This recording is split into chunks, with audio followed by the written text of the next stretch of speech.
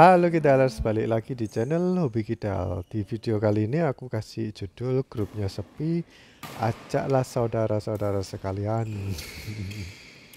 Di sini aku ditemani oleh Winnie dan Winnie ini masih saudara sama aku. Sebenarnya aku gak ngajak tapi Winnie yang nanya duluan apakah ada badminton atau enggak. Soalnya dulu aku juga nyari-nyari lapangan atau nyari-nyari grup. Winnie setauku main basket, jadi kalau badminton mungkin masih belum tahu langkah-langkahnya ya. Seperti di sini habis split step, terus dia itu ngelangkain kaki kirinya, harusnya kaki kiri itu yang diem, terus kaki kanan yang jalan. Dan diakhiri dengan kaki kanan, soalnya Winnie kan main pakai tangan kanan ya. Jadi kaki raket tuh biasanya di badminton berhenti yang terakhir. Kamu mau mukul duluan atau mukul waktu berhenti kakinya nggak masalah. Pokoknya diakhiri, kebanyakan diakhiri sama kaki raket. Untuk servis Winnie masih sering ngangkut. Ya namanya juga pelajaran tapi kita harus fokus ke main yang serius ya.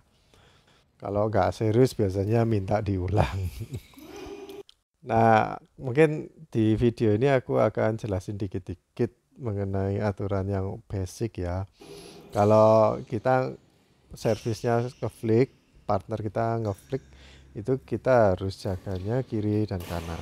Supaya kalau kita ngeflick itu biasanya kan bolanya lambung ya. Terus sama lawan biasanya disemes. Jadi langsung disemes. Makanya kita pakai posisi kiri dan kanan. Soalnya kiri dan kanan itu posisi defense yang paling kuat menurutku. Jadi formasinya paling kuat kalau kiri dan kanan. Terus ini lagi ketika aku maju, ini harusnya udah langsung cepetan pindah ke belakang. Dan ada perbedaan mungkin ya kalau main basket sama main badminton. Kalau di basket kan nggak ada netnya, tapi masukin bolanya kan di atas. Jadi gerakan bolanya itu pasti melambung, nggak mungkin di drive kan kalau basket kan gitu. Kalau volley mungkin masih ada ya yang ngedrive. Jadi kalau servisnya dari belakang itu kan biasanya agak datar bolanya, walaupun tetap ada bola lambungnya. Tapi kalau di badminton misalnya kepingin ngasih drop shot ya kita harus ngambil titik pukulnya itu setinggi mungkin yang kita bisa biar bolanya itu nanti turun. Dan aku udah lihat beberapa temen yang belajaran itu seringkali kalau ada bola-bola yang udah turun terus maksa untuk ngedrive itu mukul lurus ya. Jadi tipis di ketinggiannya net itu namanya drive. Atau kalau nggak mau dibilang drive juga smash tapi datar. Smash datar namanya drive. Nah itu biasanya nyangkut karena bolanya udah turun. Jadi kita itu harus perkirakan mukul bolanya itu harus eh, kepala raketnya itu ngadep kemana. Kalau kepala raketnya lurus sejajar sama net, itu bolanya yang harus kita ambil timingnya itu harus lebih tinggi dari ketinggian net. Jadi kalau net itu ketinggiannya 1,55 meter. Waktu kita mukul tambah belakang itu berarti tambah harus lebih tinggi. Misalkan di kalian mukulnya di sekitar garis T situ ya. Mungkin kalian mukulnya itu 165 lah. Jadi ketinggian 105 titik pukulmu itu harus di situ. Kalau udah turun, kamu mukulnya di titik 1,55 sama ketinggian net, itu nanti bolanya bakal nyangkut. Soalnya kalau habis dipukul bolanya pasti turun ke bawah. Ya, turun dikit lah. Tambah jauh jaraknya dari net tambah turun. Jadi perlu apa ya, perlu dicermati juga, hukum fisika itu berlaku juga buat bulu tangkis. Kadang-kadang yang bikin pukulan kita nyangkut tuh bukan karena kita nggak tahu hukum fisikanya, tapi karena posisi tangan kita itu udah kayak awkward atau salah gitu. Jadi ketika bolanya sebenarnya mau di smash, ternyata bolanya dari lawan tuh lebih cepat jatuhnya atau lebih cepat nukinya. Sedangkan kita posisinya udah mau nyemes. Jadinya nyangkut, dan kebanyakan kalau kayak gitu kita yang harus em, bodinya atau tubuh kita harus lebih turun, terus mukulnya jadi agak lambung. Nah itu yang sulit ya, soalnya kalau nggak terbiasa, bodinya terlalu kaku juga nggak bagus. Kalau aku sih lebih mentingin ini ya, misalkan kita itu udah latihan banyak, terus tangan kita itu katakanlah udah jadi itu maksudnya mukul tuh jarang error. Tapi kadang kan ada situasi yang kita itu nggak umum gitu, jadi posisinya agak sulit. Dan itu kalau menurutku ya, posisi tangan, grip, dan cara mukul kita itu jangan dirubah. Yang dirubah itu ketinggian badannya. Jadi posisi badannya ngambil mungkin agak dimiringin dikit, atau mungkin agak diturunin kakinya, atau ya diatur-atur lah bodinya. Yang kalau buat aku sendiri itu lebih berhasil daripada kita ngerubah gerakan ayunan lengan kita. Jadi lengannya ngayun itu ya yang seperti biasa aja, dan adjustmentnya dari gerakan lainnya, dari gerakan tubuh atau dari kakinya dan dari pinggangnya. Yang penting posisi ayunan lengan dari ini ya, bahu, forearm, terus grip sama volusnya itu yang normal, yang biasa kita lakukan.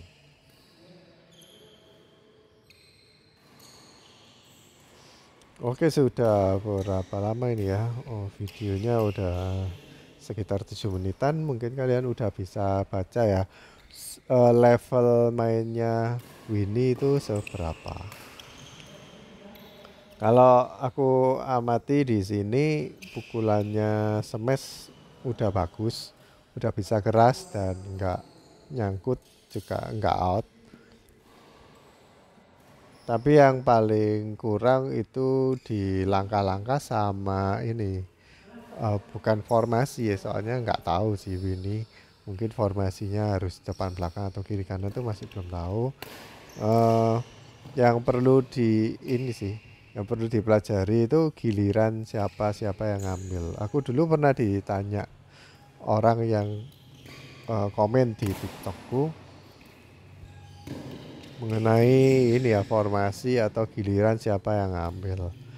Nah, kalau kayak gitu itu mungkin lebih ke intuisi ya, dan intuisi itu bukan kayak magic atau orang yang memang punya bakat, tapi memang karena kita latihannya itu udah dari kecil, atau mungkin jam terbangnya udah banyak. Walaupun aku juga sempat nemui orang-orang yang dulu waktu muda olahraganya bukan badminton dan baru belajar badminton sekitar SMA-an, itu masih bisa dilatih, dan kalau rajin latihan pasti bakal keluar intuisinya. Jadi kalau misalkan gini ya, ini nggak ada yang ngajarin. Sebenarnya kalau diajarin juga bisa. Misalkan kita habis ngelob terus maju, langsung aja habis ngelob maju. Nah waktu kita diajarin kayak gitu, nanti sewaktu kita main itu dicoba ya, habis ngelob maju, tapi lama-lama kita udah kayak otomatis itu, habis ngelob terus maju-maju sendiri. Dan itu kayak tersimpan di alam bawah sadar kita gitu. Nah bagi kalian yang baru masuk ke dunia badminton terus bingung ya, aku mesti ngambil atau enggak, ini giliranku ambil atau enggak. Nah itu Mungkin belajarnya pertama bisa dibilangin dulu, jadi kayak dikasih teori, bukan dikasih praktek untuk latihan drilling. Terus sambil belajar ketinggian bola itu berada di sekitaran mana yang kita itu harus bisa dan sekitaran mana yang kita itu harus jaga depan belakang. Jadi nggak semua bola yang kita angkat kita harus jaga kiri dan kanan gitu. Nanti kan bisa-bisa sendiri ya kita. Aku mau jelasinnya juga susah soalnya situasinya kan nggak selalu sama ya. Ya intinya kalau kalian nggak main, ada orang lain yang main, kalian amati mereka mainnya tuh kayak gimana, habis ngelob, terus posisinya di mana dan kalau kehilangan bola atau kehilangan poin, mati, mati langkah terutama itu karena apa? Itu mungkin kalian bisa belajar dari situ daripada cuma nonton aja ya. Kadang nonton aja tapi nggak kepingin belajar sesuatu. Jadi kalau bisa nonton sambil ditemenin orang yang bisa main, terus tanyain itu formasinya aku mestinya kayak gimana, kalau situasinya kayak gitu harusnya siapa yang ngambil, yang A atau yang B. Nah, itu mungkin bisa lebih cepat kalian belajar formasinya.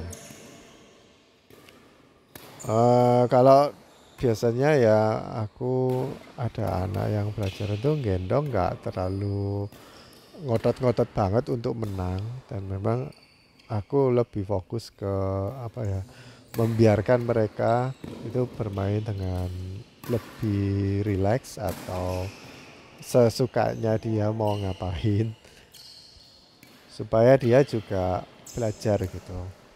Jadi udah jadi tamu baru pertama kali datang terus nggak dapat bola, atau kalau nggak dikasih bola kita serobot terus, ya dia jadi nggak banyak ini ya, nggak banyak mukul bola, jadi kurang latihan gitu. Sedangkan kita yang biasanya udah main sama level-level yang lainnya itu kan udah enak gitu, mau olahraga mau di setting mau cepet capek atau mau settingan santai gitu masih bisa. Tapi kalau orang yang pelajaran biasanya masih belum bisa ngontrolnya, jadi mereka perlu banyak latihan.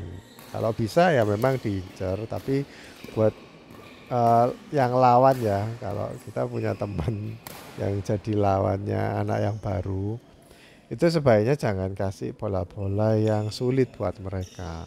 Kasihlah bola-bola yang enak buat mereka ambil. Ya aku tahu kalian pasti kepingin menang kan. Apalagi kalau yang gendong itu mainnya bagus banget. Pasti yang enggak ini yang jadi lawannya itu pasti kepingin menang. Terus sering nyerang ke yang pelajaran dan ngasih bola-bola yang nggak umum gitu. Ya mungkin itu yang perlu diperhatikan ya. Ini sekedar saran aja, apalagi kalau misalkan grupnya kita itu udah banyak yang keluar terus agak sepi. Ya sebaiknya kalau ada orang yang baru kita lebih kasih support lah, biar nggak kapok. Kalau masalah bisa main atau nggak bisa main itu gampang, asalkan orangnya niat untuk belajar dan nggak kaku ya. Kalau diomong-omongin itu masih mau nerima dengan lapang dada, itu aku rasa bisa berkembang skillnya. Jadi soal skill itu nanti aja belakangan. Yang penting eh, apa ya, anak yang baru masuk itu baru gabung itu enjoy di grup kita. Nah kemarin tuh juga di grupku ada anak yang baru pertama kali main di grup ini, terus eh, level skillnya itu masih kayak pemula tapi masih lumayan lah, masih bisa mukul bola-bola dengan lumayan baik meskipun banyak errornya. Dan waktu itu aku yang disuruh teman-teman untuk gendong. Eh, Pertama-tama atau di awal-awal aku udah berusaha untuk ini ya, mengembalikan dengan baik, terus serang-serang juga. Ya poinnya mungkin agak sedikit unggul, cuman 1 atau 2 poin gitu. Terus lama-lama lawannya kayak takut bakal kalah, jadinya ngincer ke yang aku gendong terus. Ya pada akhirnya kita kehilangan banyak poin dan akhirnya kalah jauh. Terus set keduanya aku minta 0-0, mulai 0-0 dan ya terjadi kayak gitu lagi, udah lumayan unggul. Terus lawan mulai ngincer yang gak bisa main atau yang anak baru itu. Ya untungnya anak barunya itu orangnya lucu, jadi nggak kayak jengkel karena diincar. Jadi dia ketawa-ketawa dan menyadari kalau dia itu perlu belajar banyak dari permainan badminton. Dan untungnya dia kepingin ini sih, kepingin belajar, terus pingin ikut jadi member juga, jadi bayarnya bulanan. Dia pingin rutin untuk main badminton. Nah itu bagus sih. Eh, Kalau apa kita ngincer ke anak yang baru atau yang masih belajaran, tapi lihat-lihat orangnya juga ya, soalnya ada orang-orang yang orang baru kita nggak seberapa paham ya karakternya gimana. Tahu-tahu kalau kita ngincer dan dia itu nggak seberapa bisa main, terus dia jengkel, terus marah-marah dan akhirnya nggak mau ikut di grup kita, soalnya kayak diincer gitu, jadi nggak mau. Ada orang yang kayak gitu, jadi kita harus hati-hati ya.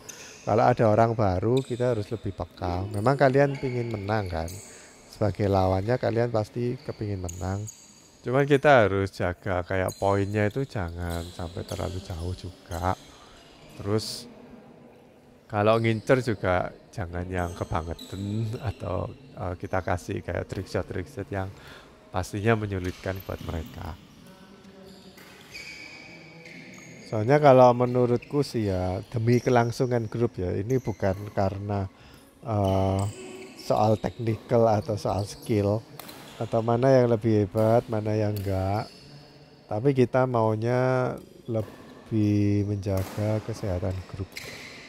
Kesehatan grup tuh bukan karena orangnya sering bertengkar atau baik-baik aja atau ini ada yang suka ngalangin kamera, tapi lebih ke kualitas dan kuantitas dari personel grupnya.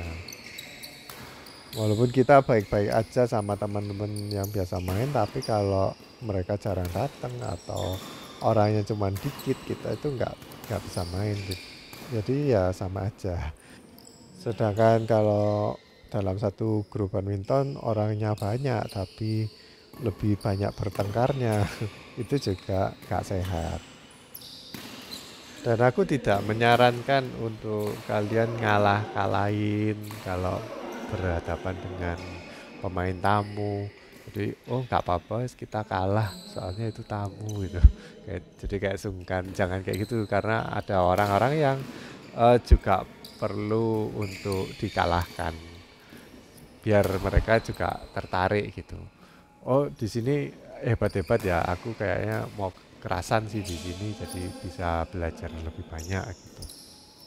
Tapi kalau orangnya kalian bully, jadi disomasi terus diejek atau diprovokasi, nah itu nanti jadi nggak enak gitu situasinya. Kadang kita relakan gamenya kita nggak menangin, soalnya lain kali kalau di permainan lain di hari itu juga boleh.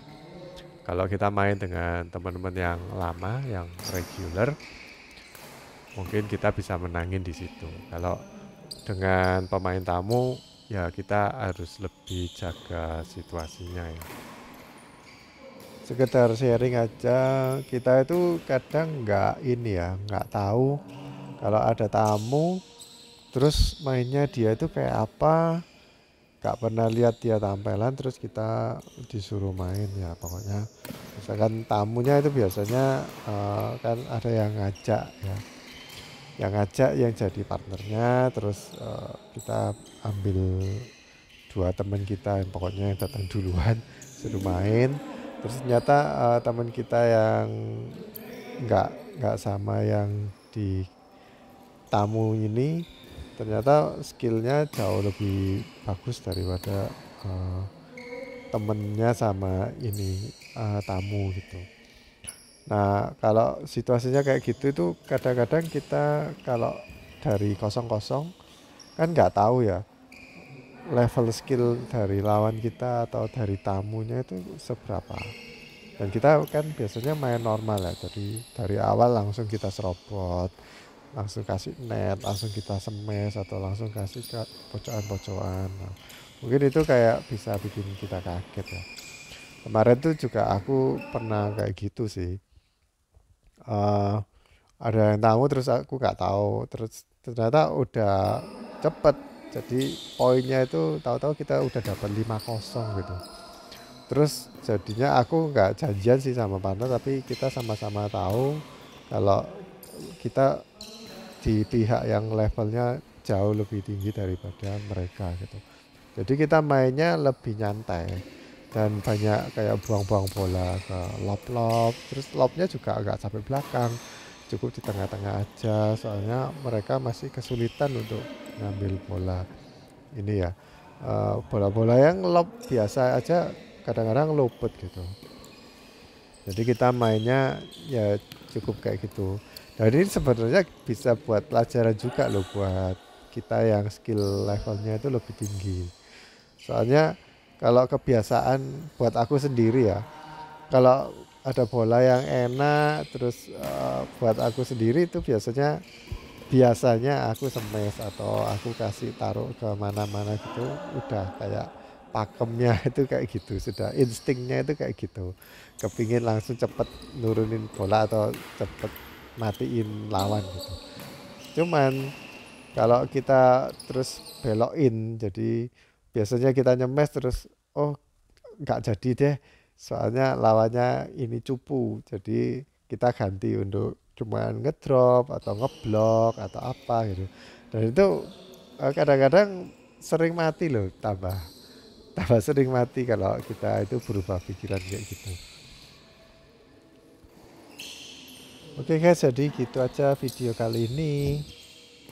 Semoga bisa jadi masukan buat kalian yang grupnya lagi sepi. Kita harus cari tahu apa penyebab pastinya dan bagaimana untuk reverse pakai Uno reverse card. Oke guys, sampai jumpa di video berikutnya. Dadah.